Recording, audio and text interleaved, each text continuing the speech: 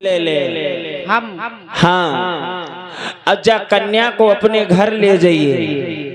अब बहना जा कन्या को तो पालन करेगी और समाज में जेकाऊ से नाय कहेगी कि मेरे गर्भ से नहीं, ये महारानी के गर्भ से कन्या पैदा हुई है। जो कोई पूछेगा उससे बहन जई बताएगी कि ये कन्या हमारी है। बोल ये बात मेरी मानेगी या नहीं मानेगी? मानूंगा बहन। मानोगी? हाँ। और अगर बात रही खिलाने पिलाने की, हाँ। जो भी सामग्री इसके खाने में यूज होगी मैं तो चुपके से दे जाया करूंगी। लेकिन बहना जब बात मेरे पिया को मत बताइए। ना बताऊंगी। हमारी कसम। तुम्हारी कसम। आहा बांदी को बिटिया दे दई। अब बिटिया लेके बांदी आज भैया अपने महलों में चली आई। और इधर बासुक ने देखा आज 10 महीना व्यतीत हो चुके हैं, मेरे घर में बढ़िया पुत्र पैदा हुआ होगा। तपस्या छोड़ करके आज घर में आया है, महारानी से मिला। महारानी, महारानी क्या बात है, बड़ा मगन हो। घर पे पुत्र हुआ या पुत्री हुई? कुछ नहीं हुआ। कुछ नहीं हुआ? मतलब यह है कि गर्भ ये खंडित हो गया। गर्भ खंडित हो गया? हाँ। न पुत्र हुआ न पुत्री हुई? कुछ नहीं हुआ, पुत्र पुत्री। वाह भाई वाह, वाह भाई वाह। बड़ा मैं खुश हूँ, बड़ा मैं खुश हूँ। इसलिए चलो अच्छी बात हुई, मैं समझ गया भोले बाबा ने मेरे ऊपर कृपा कर दी। हमको हो सकता है कि घर में पुत्री होने वाली थी, इसीलिए भोले बाबा ने तेरे गर्भ को ही खंडित कर दिया। हाँ। दोनों ने ये बात एक दूसरे को बताई, लेकिन मेरे भैया वो धीरे धीरे कन्या बांदी के यहाँ पल रही है। अब इधर महाराज अभिमन्यु की पुत्री है जिसका नाम है उत्तरा। उत्तरा के गर्भ से जो अर्जुन की पुत्र वधू थी, महाराज सुंदर पुत्र ने जन्म लिया है। आहा वहां पुत्र ने जन्म लिया, यहाँ कन्या ने जन्म लिया है। धीरे धीरे समय बढ़ रहा है, धीरे धीरे दोनों बड़े होने लगे। इधर बासुक के यहाँ कन्या बड़ी हो रही है, उधर अर्जुन के यहाँ पुत्र बड़ा हो रहा है। दिन दिन स्यानो भव परीक्षत लाला,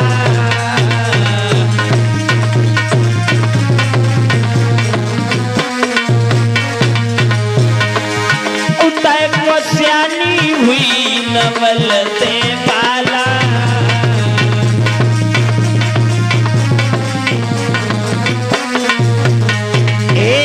इधर धीरे धीरे परीक्षित बड़ा होने लगा, अब उधर नवलदे भी धीरे धीरे बड़ी होने लगी। उस बिटिया का नाम नवलदे पड़ा है। अब इधर जो बासुक के यहाँ पुत्र पे कन्या पैदा हुई उसका नाम नवलदे, और अर्जुन के यहाँ जो पुत्र पैदा हुआ उसका नाम परीक्षित। महाराज की यौवन अंग गौ है समान, जवानी में भरपूर सुता कोई भूरसी रही दिखाई।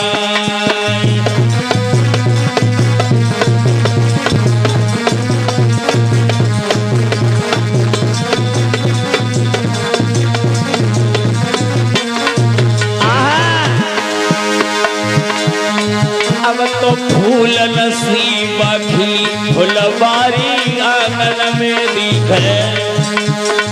भैया फूल नसी कोई खिली फुलवरिया अंगना में दिखे।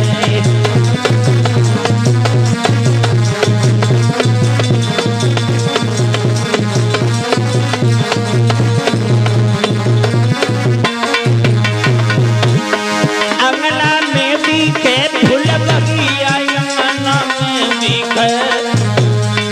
अब तो फूल नसी कोई खिली फुलवरिया अंगना में दिखे।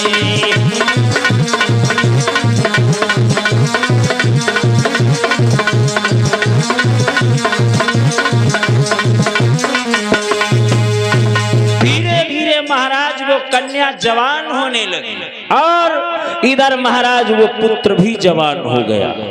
आज इधर जिस समय अभिमन्यु जवान हुआ है तो महाराज धर्मराज ने मुकुट सर पे रख दिया और धर्मराज ने और जिस समय अपना ताज अब महाराज परीक्षित को दिया, वन गमन के लिए हिमालय में गलने के लिए चले गए और इधर परीक्षित से जाते जाते एक बात कह गए थे अर्जुन, हे महाराज देखना लाला, तेरी शादी में गर्भ में कर चुका हूं। महाराज बासुक के यहाँ मैंने गर्भ की बाजी जीत ली थी और जो उसके यहाँ कन्या पैदा हुई है ये बात उसने समाज से छुपाई है। लेकिन याद रखना, तू अगर शादी करेगा तो महाराज पातालपुरी के राजा बासुक की कन्या से करेगा। ये बात अर्जुन ने जिस समय हिमालय में गलने के लिए गए थे परीक्षित को बताई थी। और इतना कहकर के महाराज पांचों पांडव मैया द्रौपदी के समय हिमालय में गलने चले गए। अब इधर परीक्षित हस्तिनापुर का युवा सम्राट है, इधर नवल्दे जवान है, दासी के यहाँ रहती है। कभी कभी जब बासुक दरबार के लिए चला जाता है तो मैया से मिलने के लिए आती है, माता से मिलने के लिए आया करती है।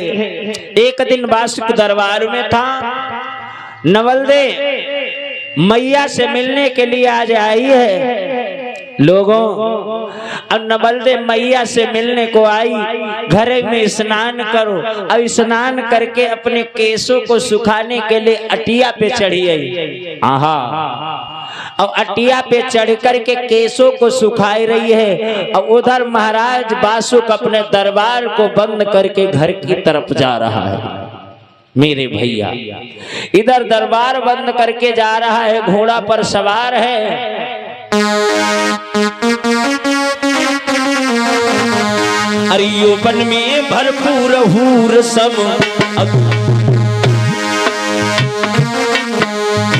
यौवन में भरपूर हूर सम, अटिया पे कोई आई है।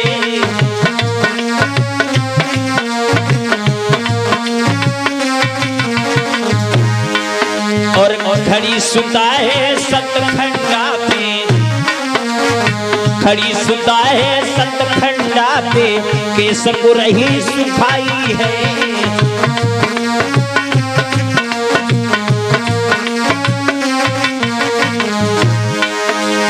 लोगों, आज बासुक के महलों के ऊपर वो कन्या खड़ी केसों को सुखा रही है। सुता कोई केस को रही सुखाए,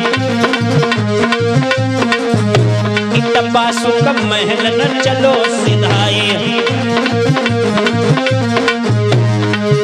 अरे जैसे ही नजरी पड़ी बासुक की, अरे सुता को आज निहारो, आज जाके तन में चढ़ी गो जारो।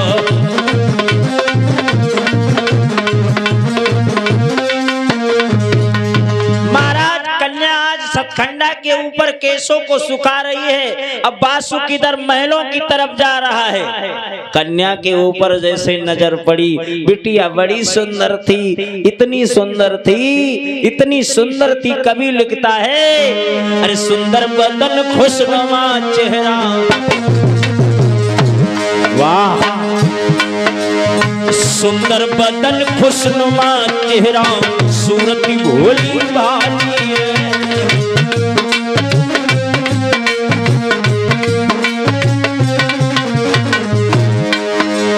सुंदर बदन खुशनुमा चेहरा, सूरत भोली भाली है। अरे देखन में कोई प्यारी लागे, देखन में कोई प्यारी लागे, बिटिया चंद्र उजाली है।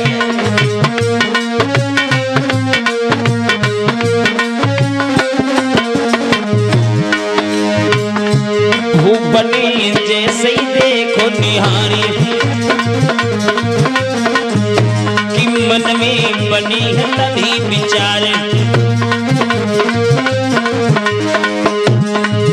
अरे जो जासुता मेरे अंगना में, हाय नारी कोई बन जावे, जीवन के सब सुख मिल जावे।